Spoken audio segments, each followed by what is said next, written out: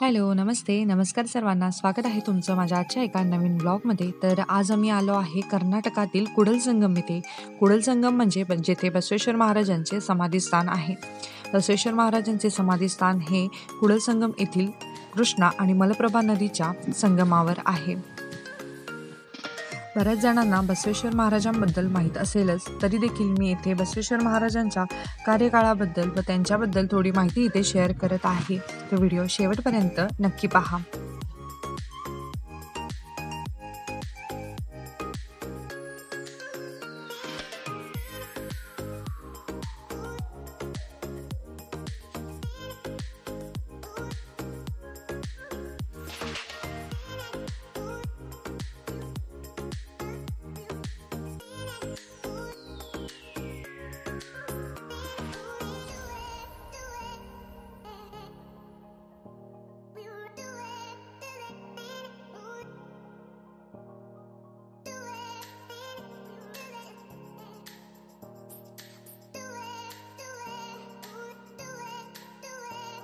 येथून मुख्य एंट्रन्स आहे, जो मंदिरात आणि समाधीस्थानी जाण्यासाठीचा आहे. मंदिर आणि समाधीस्थान हे कृष्णा आणि मलप्रभा नदीच्या संगमावर आहे. मंदिरातील आजूबाजूचा परिसर खूपच प्रसन्न होता. मंदिराची रचना देखील खूप सुंदर होती. तुम्ही जर कधी कर्नाटकमध्ये गेला तर नक्कीच कुडल संगमला देखील व्हिजिट करा. इथे हे छोटंसं महादेवाचं मंदिर आहे. पहिला आम्ही महादेवाच्या मंदिरात दर्शन घेतलं. तिथे व्हिडिओ अलाउड नसल्यामुळे मी व्हिडिओ शूट करू शकले नाही. तिथून दर्शन घेऊन आम्ही नंतर समाधीस्थळी निघालो.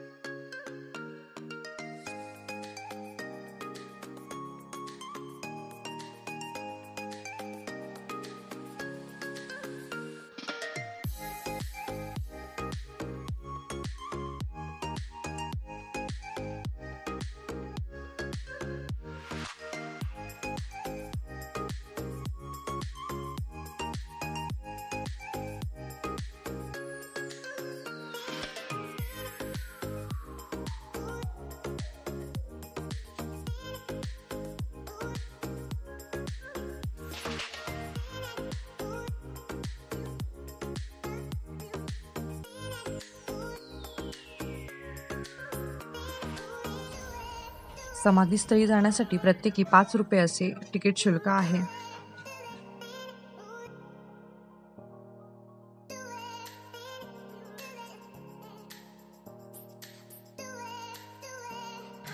कर्नाटकातील विजापूर जिल्ह्यातील इंगळेश्वर बागेवाडी या गावात 1105 साली प्रतिष्ठित वीरशैव कुटुंबात बसवेश्वरांचा जन्म झाला. काहींच्या मते तो इंगळेश्वर जिल्हा विजापूर या गावी झाला असावा. त्यांच्या जन्मकाळाविषयी मतभेद असले तरी सामान्यतः त्यांचा जन्म वैशाखातील अक्षय तृतीयेला झाल्याचे मानले जाते. त्यांचे वडील मणिराज उर्फ भादरस हे बागेवाडी आगाराचे भांडार प्रमुख होते. त्यांच्या पत्नी माधुलांबा म्हणजेच मादंबा परम शिवभक्त होत्या. बसवेश्वरांच्या भावाचे नाव देवराज व बहिणीचे नाव नागम्मा होते. बसवेश्वर कर्मठ विधींना विरोध करत त्यांनी वयाच्या 8व्या वर्षी मुंजीची तयारी झाल्यावर मला आधीच लिंगदीक्षा मिळाली आहे असे म्हणून मुंज करून घ्यायचे नाकारले आणि घर सोडून ते कुडल संगम जिल्हा विजापूर येथे निघून गेले. कृष्णा व मलप्रभा या नद्यांच्या संगमावरील कुडल संगम येथे मोठे अध्ययन केंद्र होते. तेथे बसवेश्वरांनी 12 वर्षे वास्तव्य केले. कुडल संगम येथे त्यांनी वेगवेगळ्या भाषा, धर्म, तत्वज्ञान इत्यादींचा अभ्यास केला. त्यांचा विवाह त्यांच्या मामाच्या मुलीशी झाला. तेव्हा ते सोलापुरातील मंगळवेढा येथे आले. तेथे ते 31 वर्षे राहिले.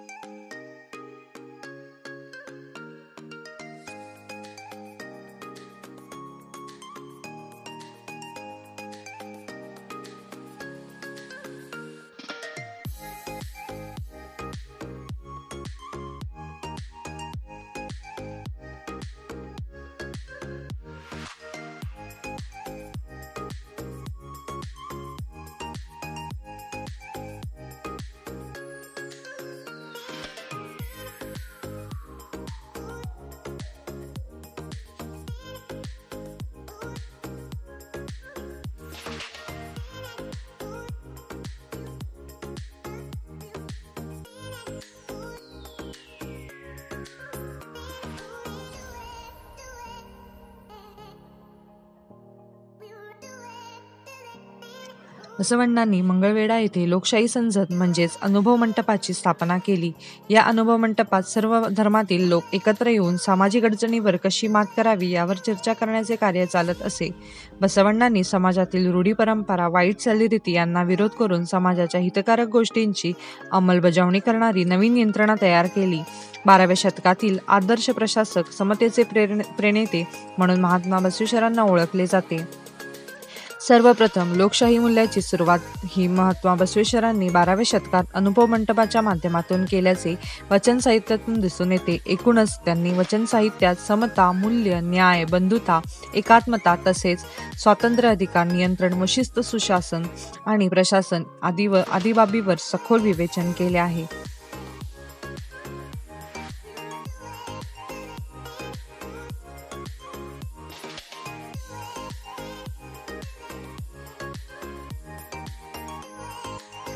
समाधीस्थळाचे दर्शन घेतल्यानंतर आम्ही तेथीलच जवळ असलेल्या एका आर्ट गॅलरीमध्ये गेलो, जिथे बसवेश्वर महाराजांनी जे नियम मांडले होते या नियमाबद्दल सखोल माहिती दिली होती.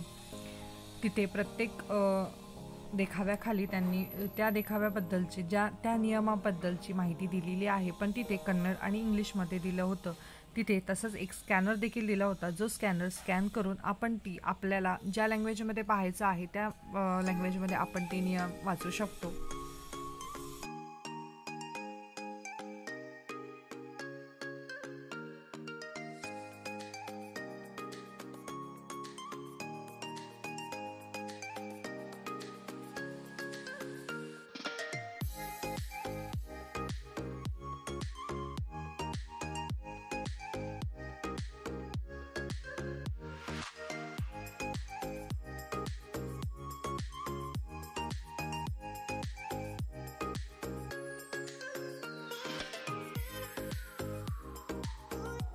येथील प्रत्येक नियमामध्ये बसवेश्वरांनी केलेल्या कार्यसिद्धीबद्दल आपल्याला दिसून येत होते.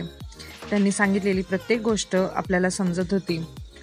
समुद्राला भरती येते, त्यानंतर ओहोटी येते, सूर्य मध्यावर येतो आणि नंतर मावळतोही. समाजाचेही तसेच. या भूमीने व्यास, कपिल, कनाद, गौतम, चार्वाक, महावीर आणि बुद्ध यांसारखे श्रेष्ठ तत्त्वज्ञ, चंद्रगुप्तांसारखे सम्राट निर्माण केले. समाज भरभराटीला आला आणि नंतरच्या काळात अधोगतीही झाली. निरर्थक अंगरूढींनी उच्छाद मांडला. स्पृश्य, अस्पृश्यता यांसारख्या समाजाला मागे खेचणाऱ्या प्रथा बोकळल्या. दुर्दैव असे की हे सारे धर्माची झूल पांघरून सुरू होते. अशा वेळी बसवण्णा यांचा उदय झाला आहे.